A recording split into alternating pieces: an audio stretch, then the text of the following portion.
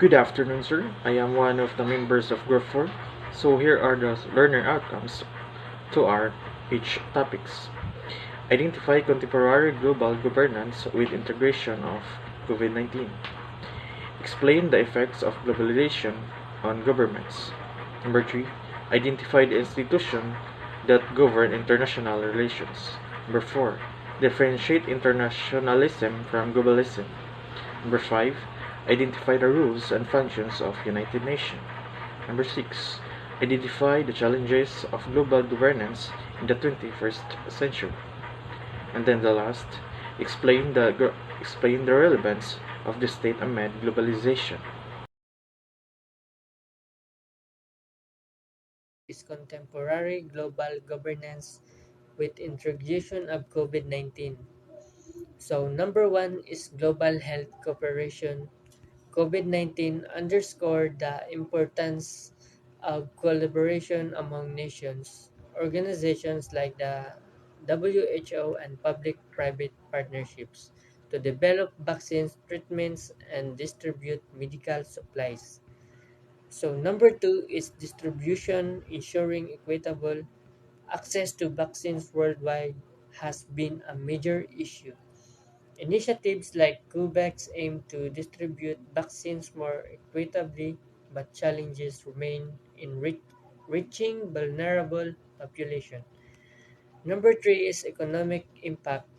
Pandemic lead to economic distribution globally. International financial institutions like the IMF and World Bank play a role in providing support to countries facing economic hardships. So number four is travel and trade. Travel restriction and distribution to global supply chain emphasize the need for coordinate policies and risk management in the connected world. And number five is information sharing. Global governance also involves sharing reliable information to combat misinformation and disinformation that can hinder the pandemic response. And number six is preparedness. Lessons from COVID-19 highlight the need to strengthen global health infrastructure and preparedness for future pandemics. Overall, the introduction of COVID-19 into contemporary global governance emphasized the importance of international cooperation and adapted governance structures to address complex global challenges. So, Global governance refers to the collective actions and decisions made by international institutions, governments, and other actors to address global problems and promote shared interests and values. It involves cooperation and coordination across borders and among different stakeholders to manage global issues such as climate change, poverty, and security. With the integration of COVID-19 pandemic has significantly impacted global governance, highlighting the need for greater international cooperation, effective global health governance. The outbreak has exposed gaps in preparedness and response as well as challenges related to information sharing, supply chain disruption, and vaccine distribution. Globalization has had several effects on government, including increased interdependence. As countries become more interconnected through the global economy, governments have to work more closely together to manage economic and financial risk. Heightened competitions.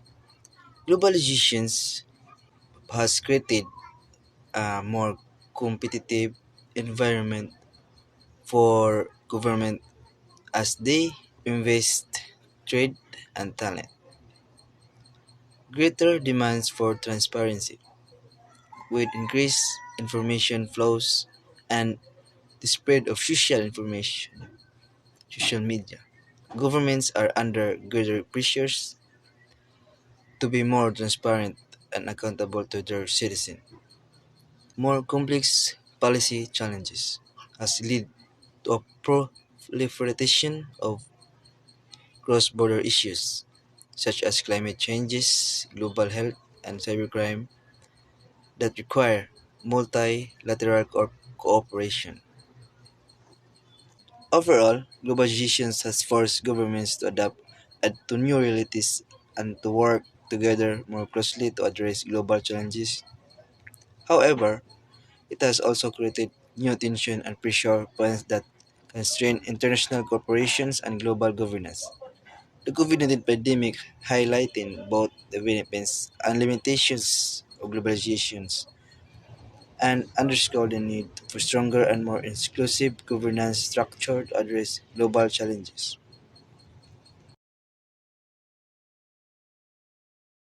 Institutions such as the United Nations, the World Trade Organization, and the International Court of Justice are taken to over time have developed power and influence to shape the foreign policies of individuals. This is an introduction to six of the world's most prominent international organizations: the United Nations, the North Atlantic Treaty Organization, or what we call NATO, the European Union or EU, the World Trade Organization or WTO, the Group of 20, and the International Criminal Court or ICC, the primary role of the United Nations and global. So, this what we mean. Governance is a political forum for dialogue concerning the major issues and the global economic agenda as an integrator of the different perspectives on the social, economic, or social environmental pillars of sustainable development. There are several international organizations that governments of countries around the world and individuals participate. In this include the United Nations, the International Court of Justice, or what we call NAFTA and NATO. So, there are also non-governmental organizations promoting social and economic growth.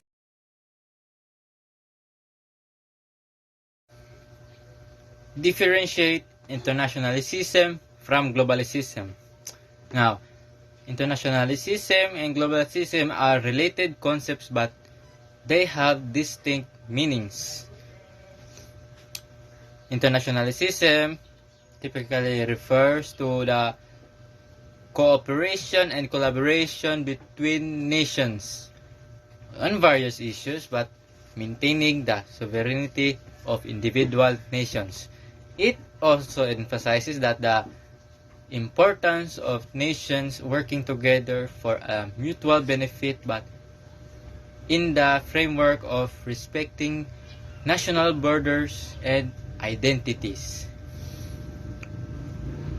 Globalism, on the other hand, tends to advocate for a more interconnected and interdependent world, where national borders are seen as a less important.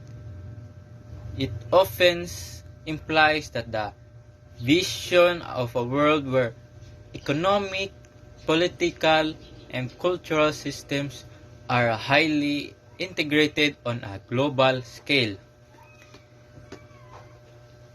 In summary of the two, internationalism and globalism, is that internationalism is about cooperation between nations while preserving their sovereignty. whereas globalization promotes uh, a more interconnected and interdependent boundaries. Interconnected boundaries, as well as the world with reduced emphasis on national boundaries. These concepts often overlaps and can be interpreted in a various ways, leading to a different perspectives on how international relations should be conducted. That is all.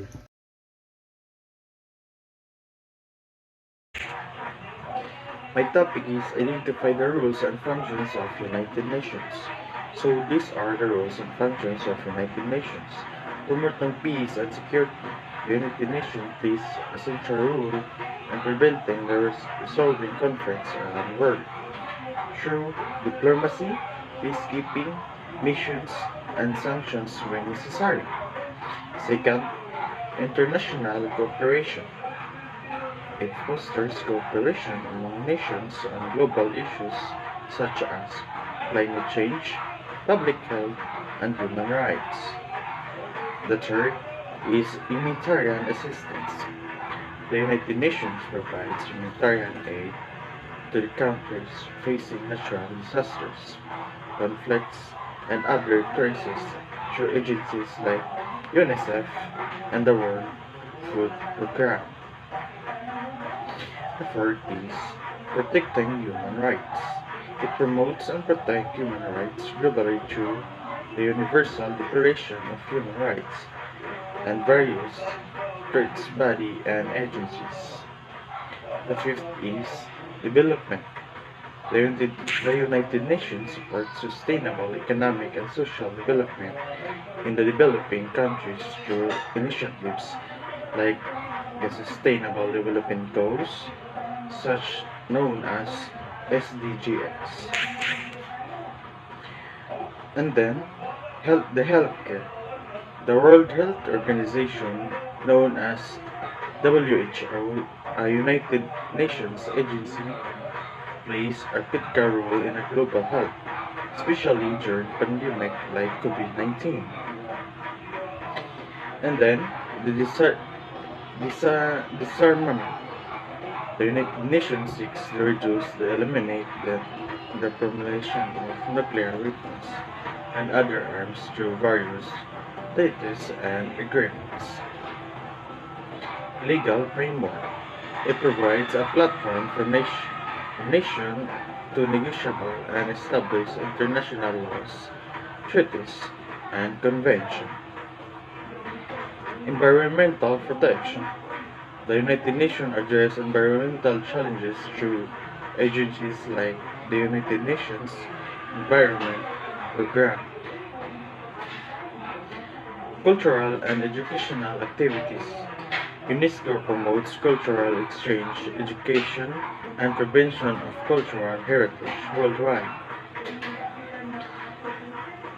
One of one of the functions and rules of United Nations is economic coordination.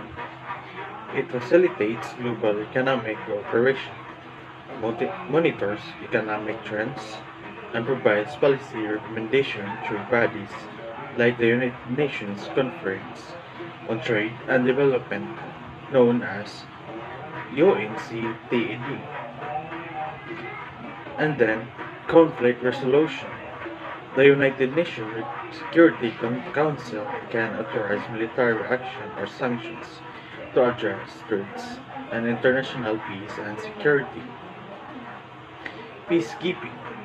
United Nations peacekeeping missions help maintain peace in conflict-affected areas by developing troops and civilian personnel. Humanitarian mediation. The United Nations often meditates on conflicts to reach peaceful resolution and promote reconciliation. Research and data. It conducts research, gathers data, and publishes reports on various global issues to inform policy making. These roles and functions illustrate the United Nations' diverse mandate in addressing global change. and maintaining international order. My topic is the challenges of global governance in the 21st century. Complexity of global issues. Modern global problems are interconnected and complex, making coordination and solution difficult. Nationalism and sovereignty. Some of countries prioritize national interest over global cooperation, leading to tensions and resistance to international agreements. Shifts in power. Emerging economics and alternating the global power balance, creating conflicts over representation and decision making. Technological advancement. Rapid technological growth raises governance questions related to privacy, security, and online misinformation. Climate change. Mitigating climate change requires global cooperation, but consensus and equitable burden sharing are challenging. Human rights are human rights and conflict. Ongoing human rights violation and conflicts hinder peace and international law enforcement. Economic inequality. The wealth gap between nations continues to grow, impacting global economy stability and development. Global health crisis. Managing global health crises like pandemics tests international organization and cooperation. Migrating and refugees. Mass migration driven by conflict and inequality poses humanitarian and political challenges. Resources scarcity. Competition for finite resources leads to conflicts necessitating international cooperation on resource management. Security threats. Transitional threats such as terrorism and cyber attacks demand coordinate responses. Trade and protectionism. Disputes and protectionist policies hinder economic integration and cooperations. Cybersecurity. The digital realm lacks clear governance, making it hard to address cyber threats effectively. Overcoming these challenges requires collective efforts, international organization, diplomatic strategies, and global agreements to balance national interest with global well-being.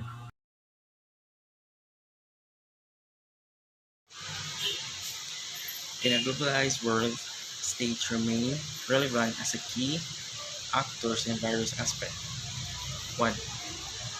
Political power. States hold sovereignty, are responsible for governing their territories, enacting laws, and representing their citizens in international forums. 2. Economic interdependency.